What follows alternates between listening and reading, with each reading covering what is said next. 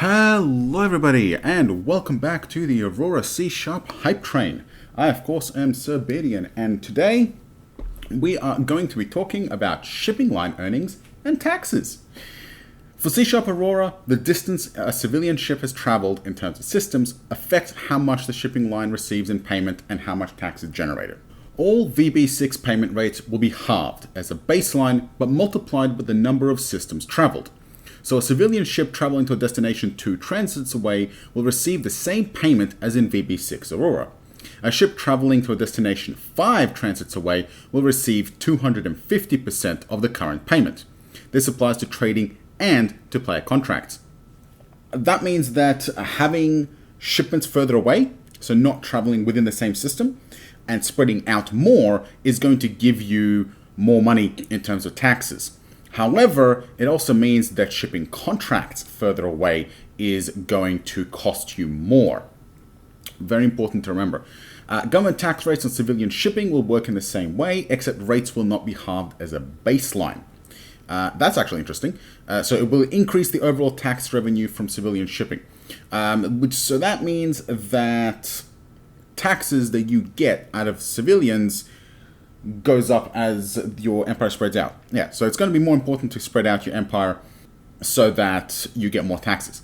A civilian ship traveling within the same system will be paid half of the one system rate, which is half of what is currently paid in VB6, and this applies to both payment to the shipping line and the tax. This should reduce some of the early game bloating of civilian traffic, but make it workable for the later game with longer distances, especially with new jump point generation.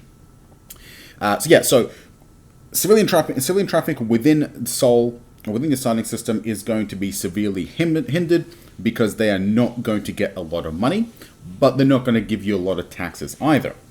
Once you start spreading out, you're going to get more payments from taxes, and the civilians are going to blow up a little bit to have from all the money that they get.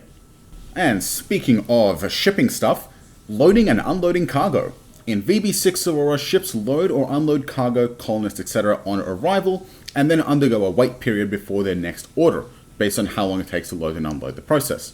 Now, that's a problem because you can abort the order and get immediate instant unloading and loading if you're paying attention. In C# Aurora, the wait period will take place first, and then the cargo will be loaded or unloaded at the end. Because of this change, if the fleet abandons the order before it is complete, no transfer of cargo will have taken place. So that little workaround / abuse is no longer available. While we're on the subject of loading and unloading things, in C# Aurora, refueling is no longer instant, and ships without specialized equipment cannot exchange fuel in space. A ship can only refuel at a spaceport, a refueling station, a ship with a refueling system, or a base with a refueling hub. A new technology line, Refueling Systems, provides the basis of the rate of refueling and allows ships to mount systems to refuel other ships.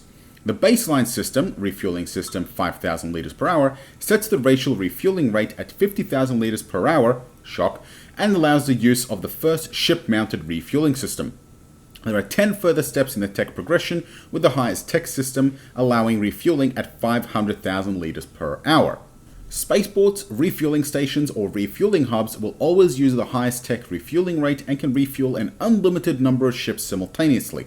However, the ships being refueled must be stationary.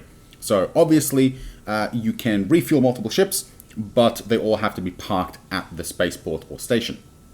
Spaceports have doubled in cost to 2,400 build points, but can now be moved by freighters. They are equal to 4 research facilities for transport purposes, or 80 factories. That makes them pretty damn big. They retain their existing bonuses to loading and unloading cargo, which in VB6 is 1 cargo handling bay. Refueling stations are a new installation with a cost of 1,200 BP. They do not require workers and can be moved by freighters. They have a transport size equal to 10 factories. Essentially, they are a cut-down version of a spaceport intended to facilitate refueling in forward areas, transferring fuel from the surface of a planet to the waiting ships. They have no bonuses for loading or unloading cargo. So you would set these up and move these to forward operating bases where you're not loading or transporting cargo, but only using them for refueling. Makes sense. A refueling hub can be mounted on a ship. It is a commercial system with a research cost of 10,000 research points, build cost of 2,400 build points, and the size of 100,000 tons. In practical terms, this is likely to form part of a large, deep space station due to the size and cost, rather than being deployed on tankers that will accompany fleets. A refueling system is 500 tons and has a cost ranging from 10 BP to 100 BP, depending on the tech level. A ship with a refueling system can refuel a single ship at once, so it will take some time to refuel a whole fleet, although this will improve with high technology. At the early tech levels, the refueling system can only be used if both ships, a tanker and target ship, are both stationary. Another new tech line, underway replenishment, allows the refueling to take place while both ships are in the same fleet and underway. Priorities can be set for the refueling order when multiple ships are involved. The first underway replenishment tech allows refueling at 20% of the normal rate for 2,500 RP, rising to 100% with the highest tech at 40,000 RP. Refueling order types will be adjusted to deal with the new requirements. Fuel will be transferred during each movement increment as time passes until the target ship has full tanks. There may also be other options added regarding partially refilling as well. There will also be some rules along the same lines regarding ordnance transfer.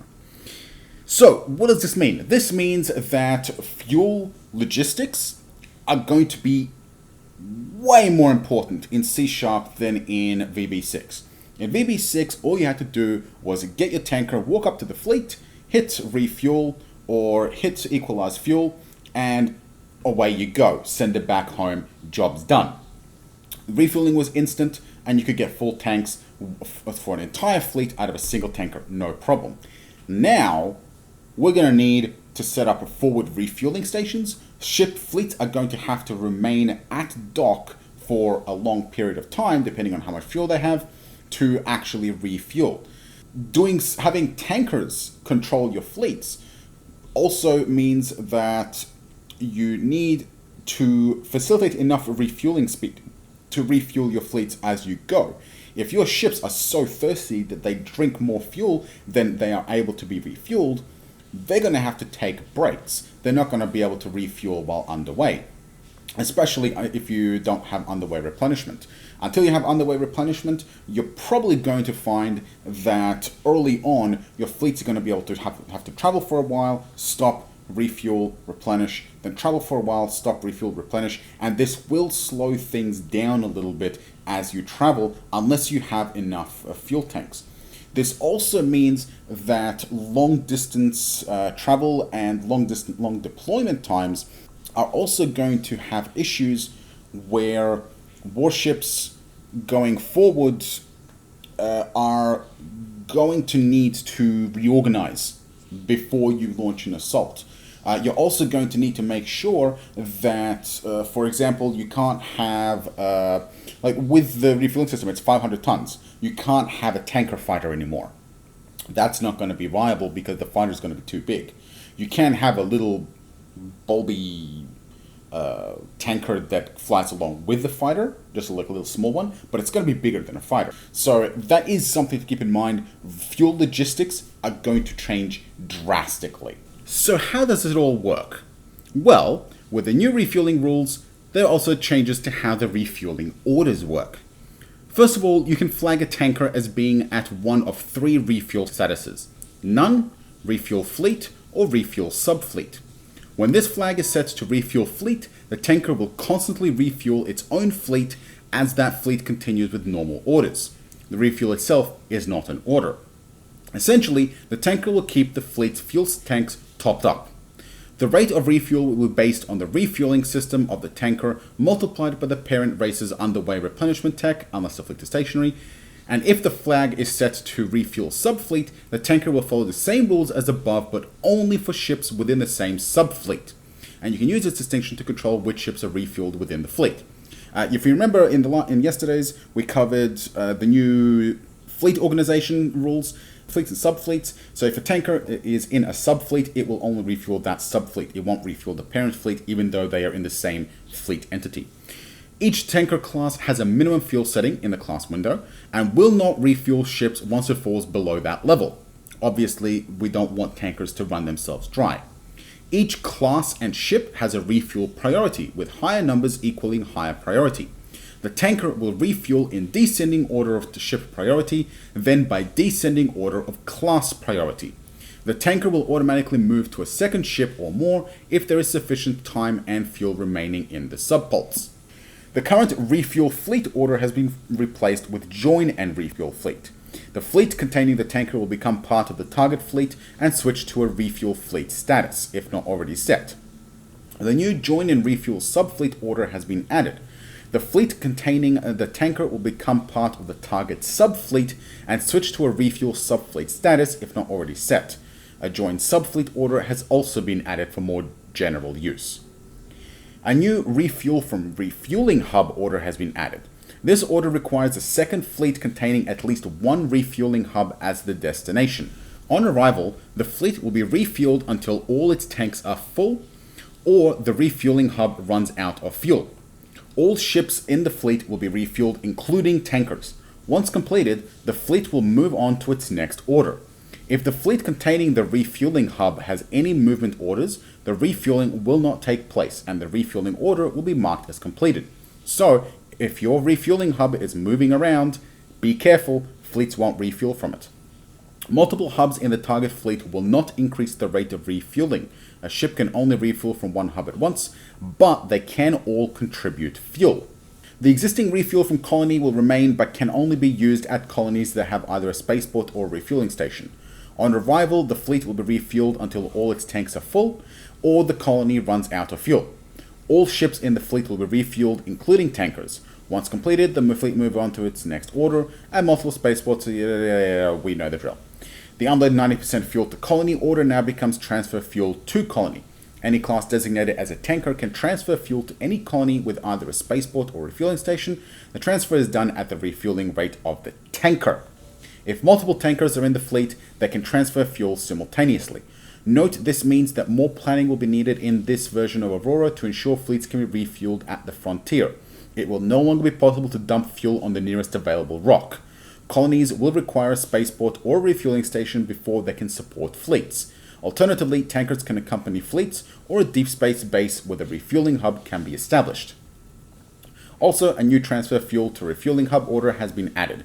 Any class taken as a tanker can transfer fuel to any ship with a refueling hub. If the transfer is done at the refueling rate of the tanker, and if multiple tankers are in the fleet, they can transfer fuel simultaneously. So a fleet with one tanker or 100 tankers is going to be able to unload at the same amount of time, regardless of how many tankers there are handy. So yeah, like I said, completely changes how the fuel logistics game plays. And I, for one, am very much looking forward to it.